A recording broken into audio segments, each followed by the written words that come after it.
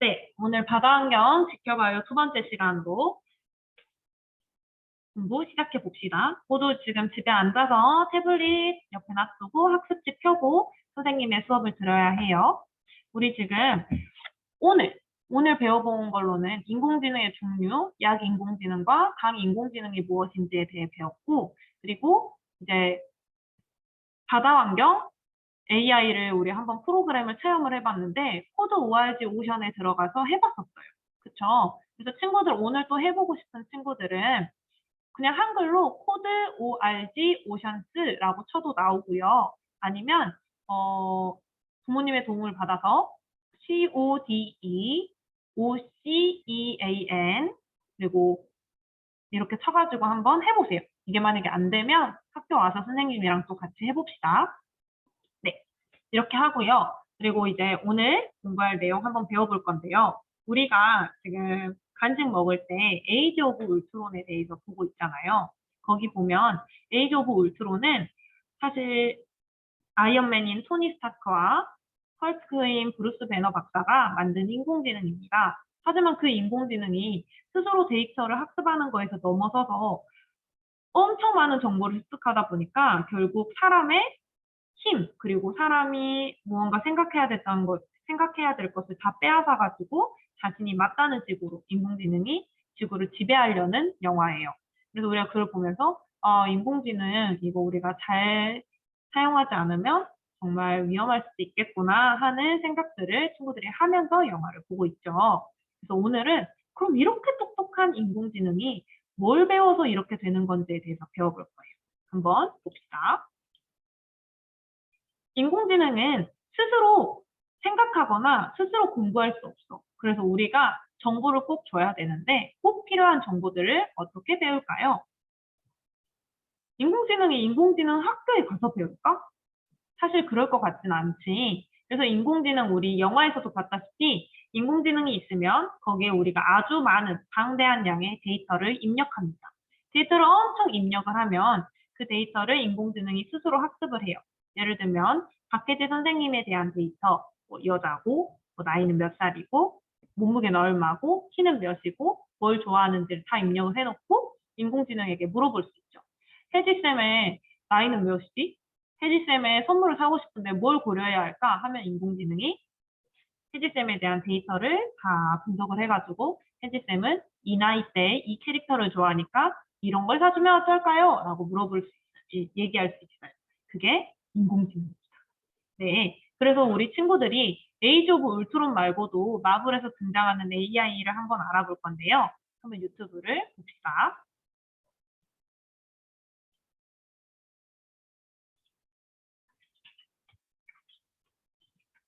잠깐만.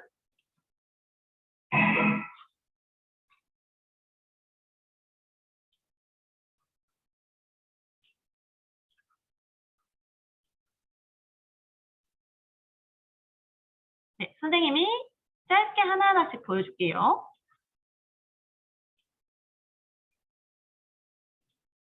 자, 일단 첫 번째는요. 이 인공지능 부대가 있습니다. 이 인공지능 부대는 이제 공격해라 하면 공격을 하고 방어해라 하면 방어를 하는 수준의 인공지능이래. 그래서 자기가 뭘 생각해서 하는 건 아니고 그래서 사실 인공지능이라 하기에는 명령을 수행하는 로봇 정도라고 합니다. 이런 로봇 부대들이 하나 나오고요.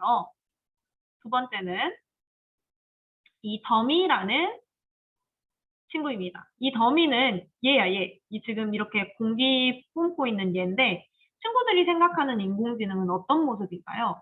로봇의 모습 또는 아이언맨의 모습? 하지만 인공지능은 굉장히 자기가 기능을 편리하게 사용할 수 있도록 만들 수가 있어. 거기에 프로그램만 인지시키면 되거든.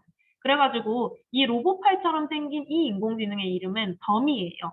그래서 이 더미는 이제 뭐 쓰레기를 청소하거나 아니면은 필요 없는 것들은 속아 태워버리거나 하는 데 쓰이고요. 또는 아이언맨이 여러 수트를 만드는데 촬영할 때 도와주는 친구였다고 합니다.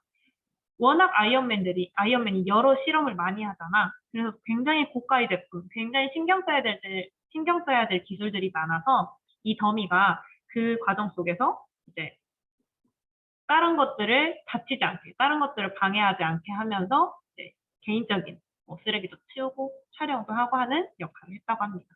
굉장히 가벼운 인공지능이죠. 그리고 이 친구는 이제 제니퍼 코넬리라는 건데요. AI인데, 우리 아이언맨 수트 보면은 이렇게 아이언맨이 딱 입으면 토니 스타크가 누구랑 대화를 하잖아. 물론 자비스랑도 대화를 하는데 각 수트에 맞춰서 대화하는 그 인공지능이 조금씩 다른가 봐요. 그래서 스타크 슈트에 탑재되어 있었던 사람은 캐럿이라는 사람이 있었고요.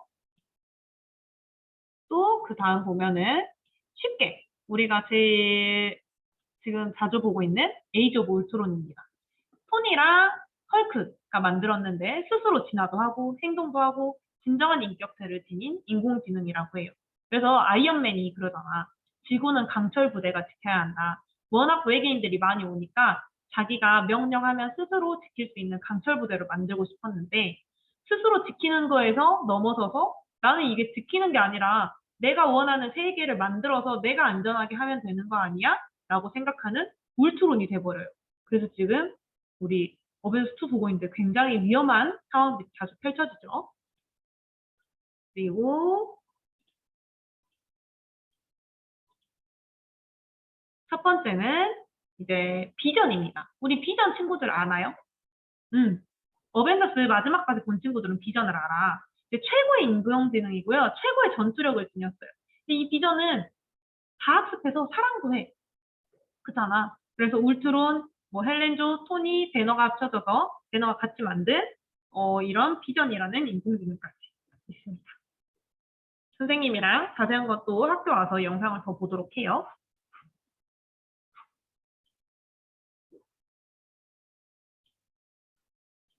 네, 그러면 이런 인공지능이 공부하는 것들을 뭐라고 부르나요? 라고 했을 때 정보가 아니라 데이터라고 합니다. 물론 데이터랑 정보 똑같은 말이에요.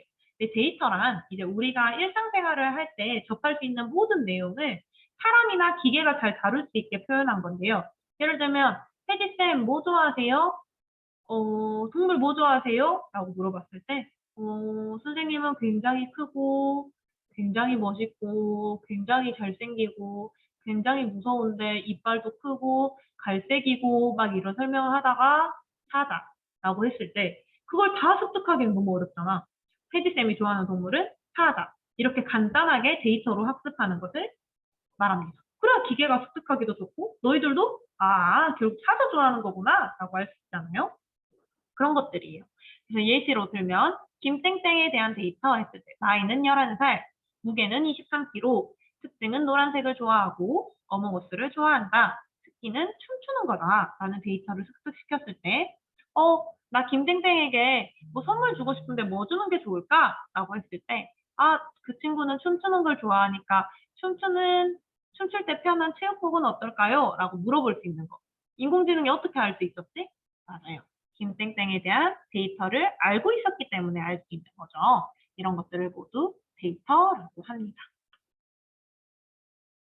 그래서요, 우리 이제 바다 환경에 대한 데이터를 한번 모아볼 건데요. 친구들 학습지를 보면 선생님이 페트병, 보거, 그리고 빈칸으로 하나 남겨놨을 거예요. 그래서 거기에 맞는 데이터들을 우리가 친구들이 검색 엔진을 사용해서 해볼 건데, 예로 폐마스크를 가져왔어요. 폐마스크의 이름은 바다 쓰레기 폐마스크이고요. 색깔은 흰색, 파란색, 이 그림 속에선 흰색, 파란색이고, 요새는 갈색, 검은색 많이 나오죠. 그리고 무게는 선생님도 인터넷에 쳐봤는데 2에서 3g 정도 된대요.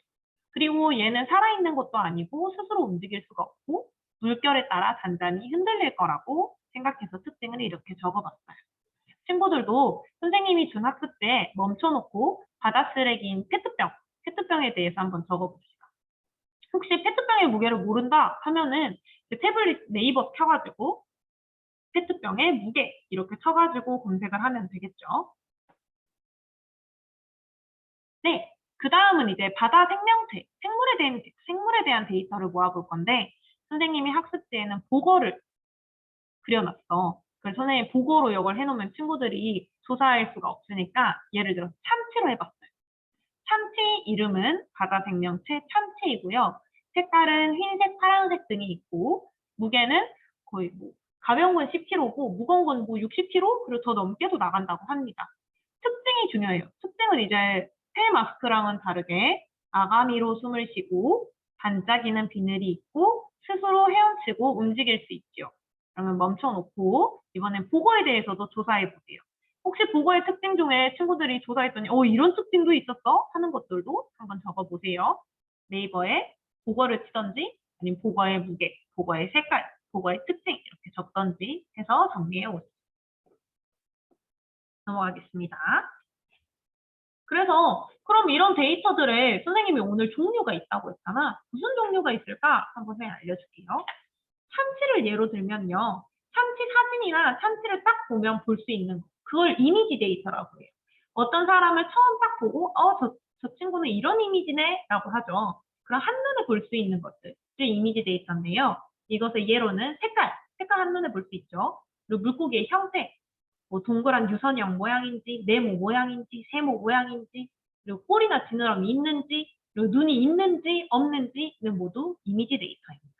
그래서 색깔, 참치 데이터로 예를 들면 색깔이 흰색이나 파란색 등인 거 그리고 반짝이는 비늘이 있는 거 모두가 이미지 데이터가 될 수 있어요. 그리고 숫자 데이터가 나옵니다. 숫자 데이터는요. 무게 데이터, 눈의 개수, 아가미의 개수, 물고기의 온도 등이 있는데요. 그럼 뭘 것 같니? 숫자로 나타낼 수 있는 데이터예요. 무게 23kg, 45kg, 1g, 2g 숫자로 나타낼 수 있고요. 눈의 개수 0개, 1개, 2개, 3개 맞죠? 아가미의 개수 하나도 없다. 0개, 1개, 2개. 물고기의 온도 10도, 5도 이렇게 나타낼 수 있으니까 이런 것들을 숫자 데이터라고 합니다. 숫자 데이터로 나타낼 수 있는 거는 참치에서는 무게 데이터가 있어요. 물론 뭐 온도 데이터도 될 수 있고 아니면 또 뭐가 있을까?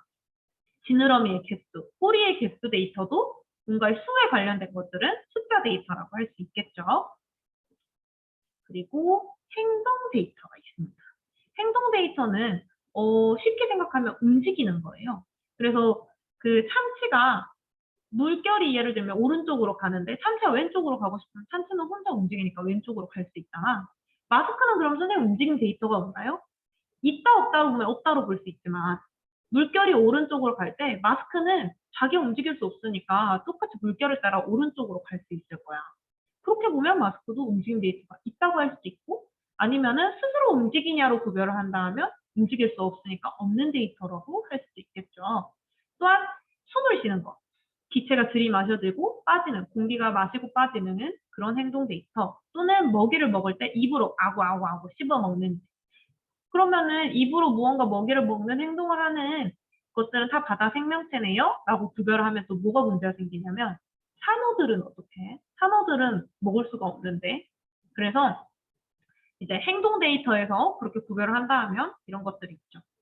참치를 보면 특징에는 아가미로 숨을 쉰다, 스스로 헤엄치고 움직인다 등이 있습니다. 반짝이는 비늘이 있는 건 이미지 데이터죠.